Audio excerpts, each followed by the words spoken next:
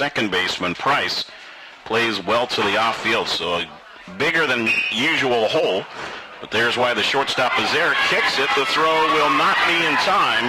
It's an error on Foles, allowing Crosby to score and Bavacqua to reach. Headlock runner goes Barrera. It's knocked down by the second baseman. The throw to first is wide. One run scores in Crosby. Barrera moves over to third. Henderson to first. Couldn't have hit it better as far as the Cavaliers are concerned. Padukowicz able to snag that throw from Barrera and got the foot down. 1 ball, no strikes. Penrod at third. Sheehan at second. Tabarachi at first.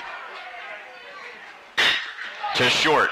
Barrera, short way to Williams. Steps on second in time, and the ball game is over. Cavaliers manage only 4 hits in the game, but they come back to earn a split of the doubleheader for the 3rd time this season in as many doubleheaders. Each one has been split. The Cavalier lead back to 2.5. All right, back at Hilton Stadium now. The Cavaliers winning the nightcap 2-1 over Northwest Nazarene after losing the opener by a score of 6-4. And look, he's still got the shin guards on. Kyle Henderson joining us here. You only take them off when it's time to hit. Is that the deal? Time to hit and time to go home. But it's time to go home. Almost. Okay, all right. I handle business. You don't need them for protection in a post-game interview. I promise you there. Got to ask you first, of course, I don't think I've ever seen a ball ricochet and hit a pitcher the way we did at the start of the game with Cole Crosby's single.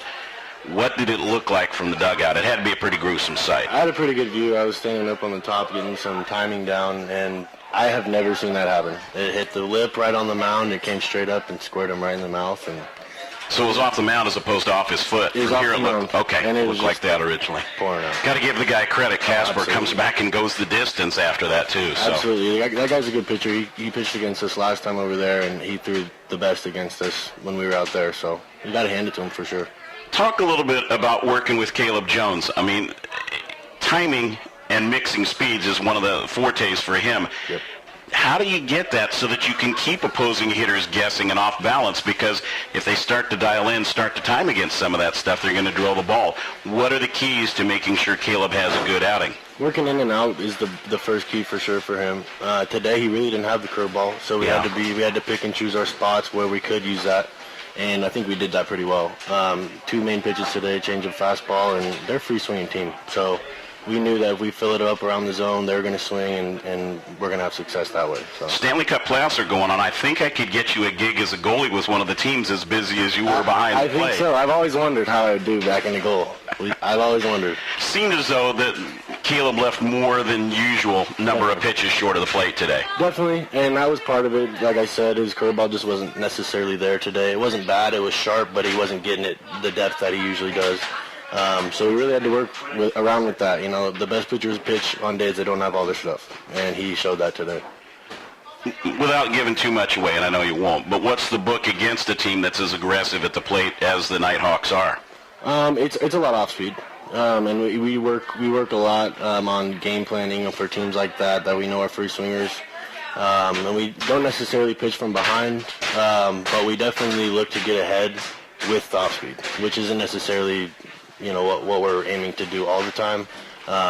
Most pitchers have a get-me-over curveball that they can throw in and fill up the zone, and then have that dirty one that we're going down to block. Yeah. Today he didn't necessarily have the fill-up one, but he was filling up the zone with the fastball and changeup, staying low, showing emotion on the mound when he wasn't getting those spots. Right, and I think that kind of that helped us out because I was working with Blue behind the plate, and we were opening up a little as much as we could. And it said a great change of pace after you get that mix of speeds and locations to go from that to the heat of Diaz. What do you as a catcher do? You got a freshman out there, you get the first 2 outs, but then he loads the bases. How do you get him settled down and get that closed out? What's big for Dylan is staying in the legs. He's a big guy, but he's young, and he's got to fill out and make sure those legs are tree trunks as he moves on in his career. So when I went out there, I told him, stay in the legs. You're a donkey, and pitch like it. You don't have to go up there and use all upper body. He almost overthrows a little bit sometimes when he wants to bring it. Definitely, and I think in that last AB, he was overthrowing. Or the second to last AB, and they chased a couple pitches, thankfully. And he found it a little bit more once we went out there, and Coach threw us, he said, go out there, go talk to him, go get him calm down, and that as a senior, that's a job I've part of the responsibility. Definitely. We have a younger staff, so that's definitely part of it. You guys have played 3 doubleheaders against the Nighthawks this year. You've split all 3 of them on the 3 days.